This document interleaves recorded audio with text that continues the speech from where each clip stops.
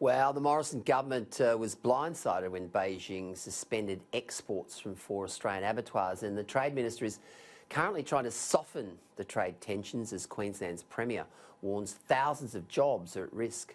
Joining me now is the Executive Director at the Australian Strategic Policy Institute, Peter Jennings. Well, Pete, since we last spoke, things have certainly hotted up, if you like. Where do you think we're headed with this particular so-called trade imbroglio right now? So, Peter, I think there's a short-term problem and a long-term problem.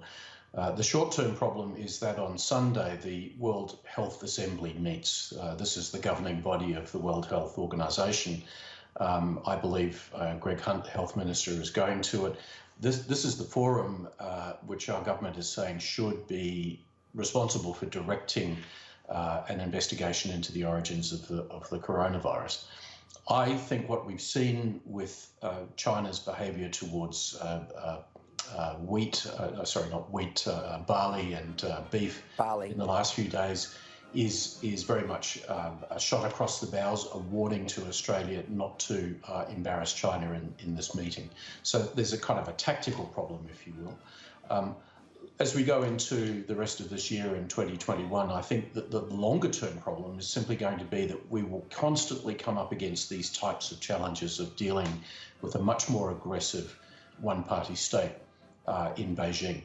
And it is not going to be possible, no matter how much business wants it or the state governments want it, for Australia to simply buckle to those types of pressures of coercion from China.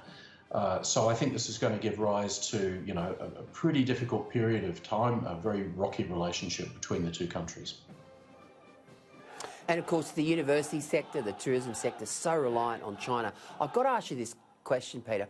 Why do you think the Chinese are so resistant to an investigation into a pandemic that has been so deadly, so voracious, and has cost so many lives?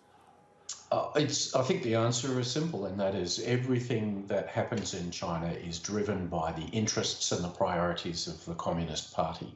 And the party can't allow itself to be seen to be at fault, because that would begin to weaken its standing with the Chinese people. I think the big problem here is that always through China there are local protests, unhappiness about local level corruption. The party's mishandling of the early stages of the coronavirus, for the first time in a very long time, gave Chinese people all across the country reason to be unhappy with the central management of the top leadership in Beijing. And I think there are mistakes to be covered up, and that means to say that the party simply cannot allow an international investigation to take place. They would see it as being an example of their own survival at stake. Well, clearly Donald Trump has an issue as well. Just in the last few hours, he's directed the pension funds in the United States not to invest in Chinese companies. What does that signal to you?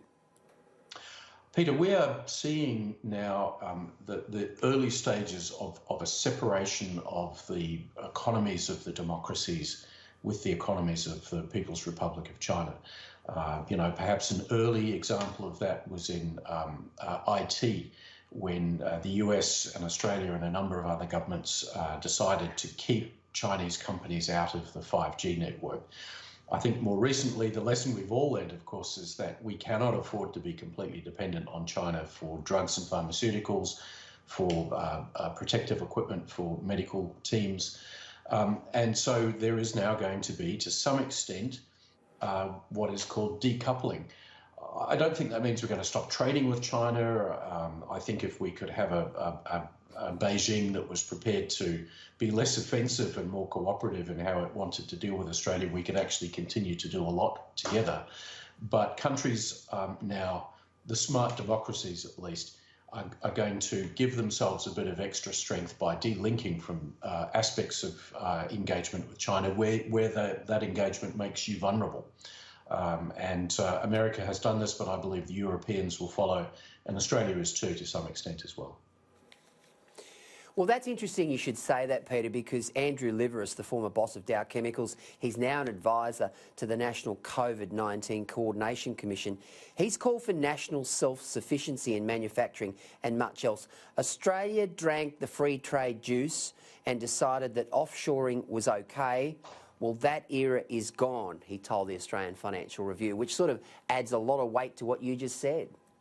Yes, I agree with Andrew Liveris, a fine Australian, Peter, but we don't have to think about self-sufficiency as being something that happens only inside our borders with our 25 million population. I think what we need to do is to shape an idea of self-sufficiency amongst the decent democracies, if I can put it that way, countries which have like-minded views and values, a strong instinct for national security. So that means much of Europe, the United States.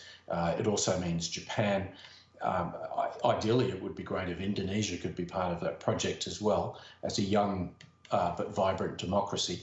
I don't think this has to be a story of national self-isolation, if I can put it that way. It's something that we can pursue with friends and like-minded countries. But it is going to mean that we will have to engage in some very tough strategic distancing with China. Where does that leave, for example, Victoria's Belt and Road policy with China if we are going to go down that path? Look, I thought Daniel Andrews signing up to a Belt and Road memorandum of understanding with China was a really bad thing to do. Particularly, remember, Peter, at the time when both the federal government and the opposition were saying that they weren't prepared to sign at a federal level. This was in some ways the Communist Party attempting to undermine the position of the federal government by going to the state governments. And, you know, the problem is it's only the feds that have responsibility for defence and national security. It's pretty much only the feds that get access to the intelligence information, which would help put the Belt and Road proposal into its proper context. So I thought that it was a bad mistake on the part of Victoria. China, by the way, is doing this all around the world. It's doing it in German provinces, in Canadian provinces. If they can't get what they want from the federal governments, they'll go to local governments, which generally are less savvy on intelligence and national security. Yeah, I think Dan Andrews has made a few blues lately. Peter Jennings, thank you for your time tonight. Really appreciate it, as always.